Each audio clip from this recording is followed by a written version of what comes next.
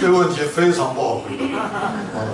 那我想我们弟兄是很用心，预备了很多，但是我不知道大家听完之后能不能觉得这一节圣经得到解答。我感觉这个他好像没有回答这个，不是太回答这个问题，他是把这篇信息再说了一遍啊。那当然，因为我们熟，我就比较说的不保留啊。那当然也不能说完全没有。我想我们听完可能还是觉得，到底这节圣经什么意思啊？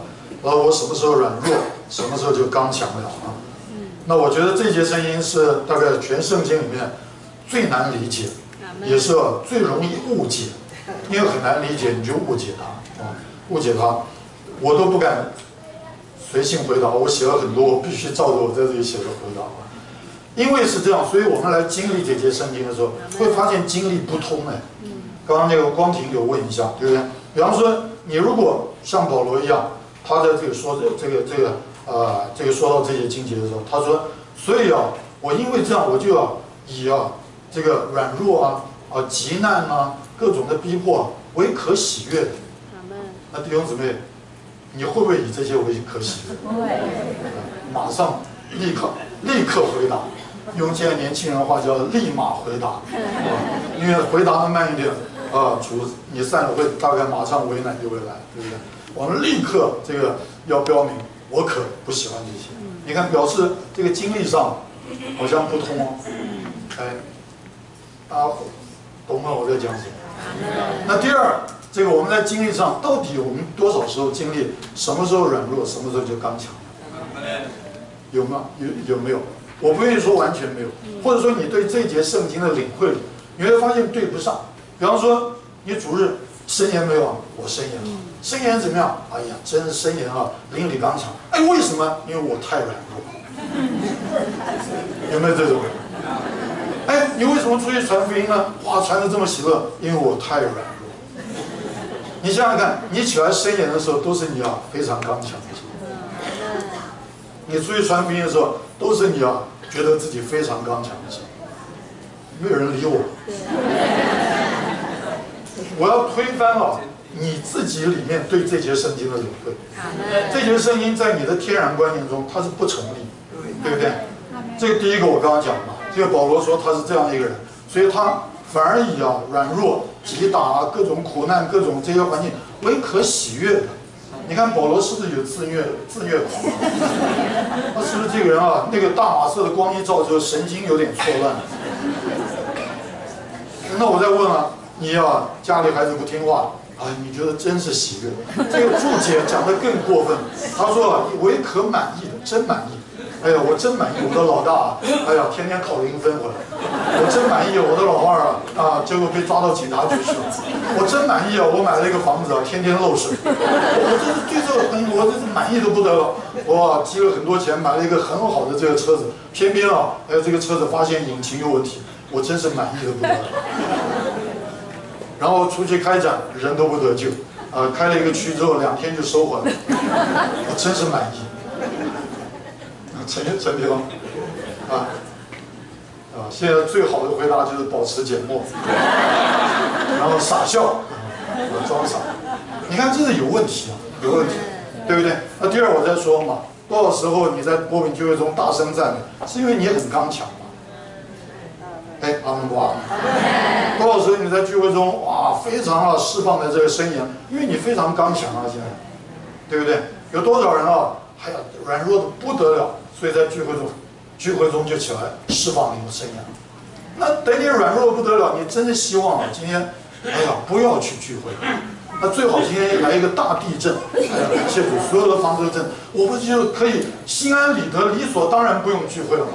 那偏偏不但没有地震，而且我是区负责，我不去聚会还不行哎。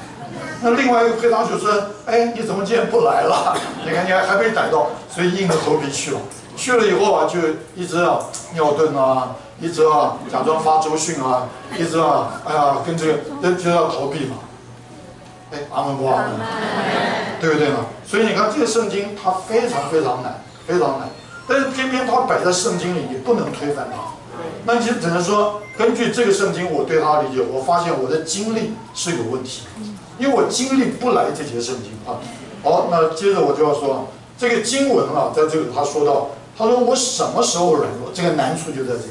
他讲我什么时候软弱，就让我们容易误解这里所说的软弱只是一种的状态，而只是一种状态，清不清楚？他说我什么时候软弱？换句话说，我不是每一个时刻都这么软弱。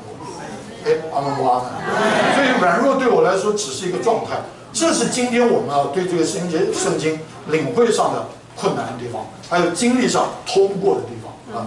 好，那我继续再往下啊，我这里有写很多。那我们因为讲什么时候，懂不懂？换句话说，这个软弱是有时候的，它不是持续的啊。这个什么时候软弱，它这个什么时候软弱非常容易引起人误解，所以我们就容易领会这里的软弱只是一种的状态。但你要知道，从神来看，我们的软弱不是只是一时的状态，我们的软弱根本就是一个本质，它是连于你的本质，懂吗？你的本质若不是软弱的，你怎么会有软弱的时候呢？就像我们要领会主耶稣复活，我们多少时候领会主耶稣复活是什么？他从死里复活，3天之后从死里复活，所以他就是复活。但啊，主在复活之前，在约翰福音11章，他就说啊，他说我是复活，我是生命。他早在从3天死里复活之前，他就是复活嘛。他不是复活，请问你，他凭什么复活？对不对？因为他本来就是复活，所以他才能从死里复活嘛。换句话说，复活对主耶稣也不是一个状态，乃是一种的本质。哎，我的话应该很容易理解啊。阿门不阿门？那因为啊，你对你的软弱的领会，只是啊，连于它是一种的状态，所以你老是想要胜过它，麻烦就在这里。但若是你对你的软弱领会，它不是只是一种状态，那个状态只是本质的一个显明。我的本质就是软弱，你就再也不会想要去胜过它，你只会想放弃它。我讲的太快了吗？对不对？比方说你开一个车子，很棒的车子，有一天忽然出了个状况，它只是一个状态，你就赶快去修嘛。但是如果有一天你根本发现你的车子基本上引擎就有一个严重的毛病，我问你，你会去修吗？你就放弃了，当然，车子这种很贵的东西，你不会轻易放弃。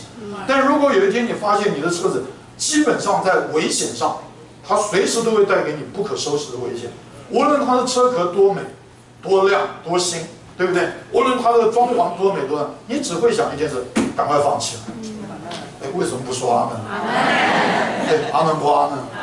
好，这就是今天我们最大的一个难处，我们非常不容易认识我们的本质基本上就是软弱，对不对呢？所以啊，我们一直啊，这个每一次软弱之后，我们直接的本能反应就是我要胜过它，对不对呢？好，这是今天我们最大的困难哈。弟兄姊妹，为什么我们一直不容易这样的有一种的认定呢？因为啊，我们觉得我们的软弱是一种的状态，所以呢，比方说我如果跟一个比我年幼的弟兄来比较，那我就觉得虽然我也软弱，但我总比他相对的刚强。他也有刚强，但是他的刚强是1分，我的刚强10分，你看10比1不是很刚强吗？对不对啊？那当然有的时候我也会有点软弱，我最多10降到8，我还是比他刚强。他有的时候一就降回0啊，他就没有了，对不对？这个因为我们都是穷光蛋，所以我们还有的比了。就10块钱跟1块钱，我口袋10块，你口袋只有1块，感觉上相对我比你有钱多了，不是一点点，对不对呢？但是弟兄姊妹，在神来看，神呢，他就不是10了，他也不是100了，他的刚强，他甚至不是1000，不是万，神的刚强，神的能力，或者说能力，这里并不是讲刚强，是能力哈，神的能力是无限的。我问你，从无限来看10，剩虾米啊？如果我是一个无限的富有的人，我来看你口袋有10块钱，跟口袋有1块钱，那1块钱跟10块钱，我问你有什么不一样？有不一样吗？我口袋根本不带钱，因为真正有钱人口袋不带钱，我们这种穷人口袋带一大堆钱，对不对？那你说有钱人带什么？带卡。我想真有钱人连卡都不带，他的脸就是他的卡。你郭台铭到这里来，你还问他卡片在哪里？那你就瞎了眼。那我们的主就是这样嘛，对不对？我们常常瞎了眼嘛，对不对？他说我是富有，我是无限，我们还问那你是谁啊？这还要他自我介绍，你知道吗？我就是那位创造宇宙万有、从死里复活、无限大的、永存的永生神。你真是瞎了眼。那为什么今天这件事对我们这么困难？因为我们是非常活在物质的范围，无限这件事对我们真的太抽象、太遥远，对不对呢？哎，对不对啊？你看今天我们这个我们都是很穷嘛，所以就是穷开心、穷快乐，对吧？买一个东西大减价，省了3块钱，高兴的不得了，然后马上省了钱就去吃个牛肉面犒赏。哎，安哇！那像 Bill Gates 他们那种人，他们那个钱我们根本太遥远，他几亿还不是台币，是美金。他不是说他有几亿，他一捐就几亿啊，我们捐就没了嘛，对不对？哎，阿门不阿门？所以我们根本从来不会去想我会变成他，因为他的那个富有，那一种的他已经不是数字，跟我们完全太遥远、太抽象。哎，阿门不阿门？所以我们天天我们只会想拯救自己。我怎么3块钱存到邮局里面就得这个多少分的利息？哎呦，我好高兴再存到20年之后又几分的利息，好高兴！存到我死的时候，终于1块钱利息，哎呦，我好高兴！他们不阿门。哎呀，这就是为什么我快没时间了，这个我赶快结束。这就是为什么我们不愿意放弃自己，懂不懂？我们不认识与神的无限比较起来。我们的软弱根本是本质上的问题，但是因为我们不认识，所以这就迫使主一直在那里兴起环境，急迫为难逼迫干什么呢？就是消极一面来讲，彻底的把你拆光光，拆的片甲不留，那真的很残忍，懂吗？这个有的时候我们越爱主的手好像在我们身上越无情对不对呢？好像他恨你一样，好像他这个眼中容不下你一样，其实不是，因为他不这么彻底的拆解你，叫你对你这辆车子完全没有指望，你不肯买新车嘛。